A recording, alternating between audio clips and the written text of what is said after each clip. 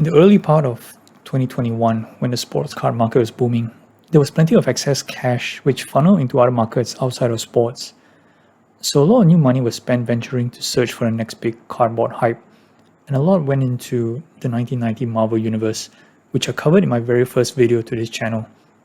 Unfortunately, as most unplanned, unresearched investment goes, there were a lot of investors who lost money in the aftermath, and still perhaps reeling from paying thousands of dollars for a PSA 10 Wolverine rookie card.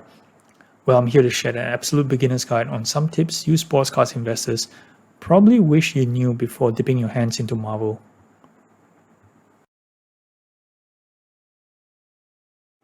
What's up YouTube, Card Boss here. We talk about everything cards, money, investing. Alright, let's go. So we're very familiar with the Marvel genre from the origination of the iconic comics, the insane amount of trading cards from the early 90s to today, all the way up to the billion-dollar box office of the MCU. Now, as sports cards investors, while we assume we are familiar with Marvel and somewhat good at card investing, we think that we can easily translate our skills to another genre such as Marvel, when in actual fact, it's not as simple as it sounds. So here's a list of beginner's guide of things you should know or should have known before you started investing in Marvel trading cards. Within sports, we have the all-time greats, Mantle, Jordan, Brady, Gretzky, and many others. At the same time, we have current in-trend players, Ohtani, Booker, Mahomes, Giannis.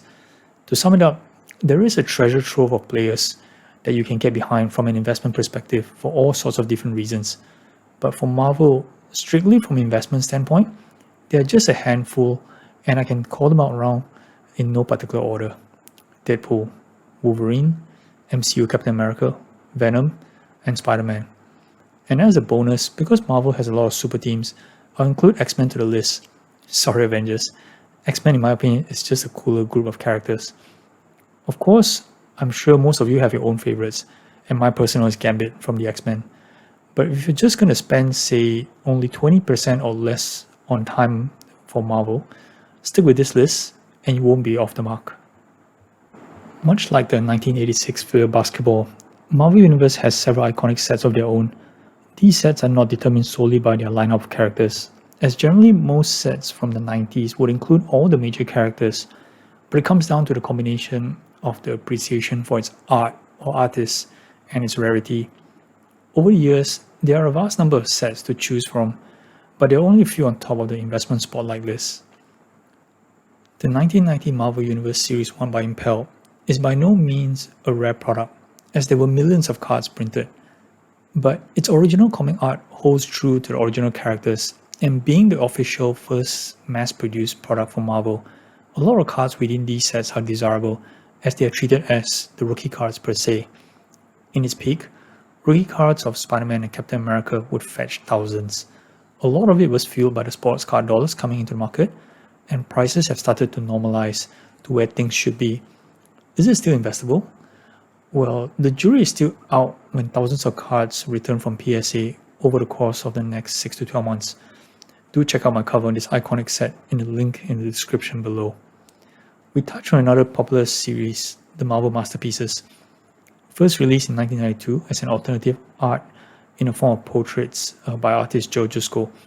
The Masterpieces set is kind of divided the collecting community into two factions, the old hardcore, who stays true to comic characters, and the new ones who appreciate artistry and detail. Nevertheless, over the years, this line of cards has been one of the staple high-dollar products in the genre. A complete 1996 ungraded set with inserts recently sold for $4,000.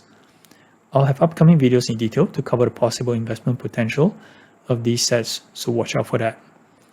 And finally, another popular set or insert which I've covered is the Precious Metal Gems, which you can find the link in the description below as well. Basically, a lot of sports card fans are familiar with this line of insert, so it's an easy cross from an investment perspective on why this insert has good long-term potential. Word of caution, the recent 2021 release of the X-Men Metal also has Precious Metal Gems in them. And aside from the usual suspects of Wolverine and Deadpool, everyone else ain't that hot. In sports, we have the regular season, playoffs, off-season, Super Bowl, World Series, Hall of Fame, and all the various reasons we invest in a particular player. Don't forget things like injuries, trades, and free agent signings as well. There is none of that in Marvel, and while Marvel characters can get hurt, injured, or even sometimes get killed, only to be resurrected later, it doesn't affect the card prices in general. MCU movies does trigger prices a little, but it's known to affect the comic origins first rather than the cards. So without external forces messing around, you're looking at a pure fan following and collectability of these characters when you're investing in this genre. Hence why in the very beginning, if you're not spending say 60% to 70% of your time looking in this market and finding out what's going on in the comic world, you probably just want to stick to the popular guys. From the start, you probably need to be aware that the proportion between collectors and investors are skewed heavily in favor of the collectors. These are superfan collectors who have been collecting for years across all the various sets, similar to how a sports card collector would have started. As an investor, these are not your target audience, as super collectors tend to already have pieces of key collectibles within their collection.